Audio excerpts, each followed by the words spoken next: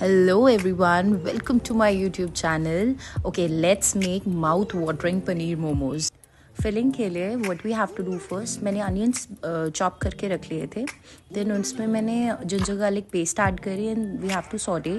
जब आपका अनियन हल्का सा गोल्डन ब्राउन होने लगे, at that moment you have to add shredded paneer.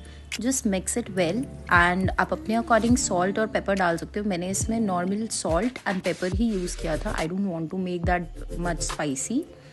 आप अपने अकॉर्डिंग कोई भी वेजीज यूज़ कर सकते हो और एल्स आप चिकन की फिलिंग भी बना सकते हो. Next you just have to add coriander and just mix it well. Momos के लिए मैंने डो ऑलरेडी प्रिपेयर करके रखा हुआ था. ओके, उसके बाद मैंने मोमोज को शेप दे दी थी बहुत ही प्यारे तरीके से. आप अपने अकॉर्डिंग कोई भी शेप दे सकते हैं मोमोज को and just steam it. It's ready.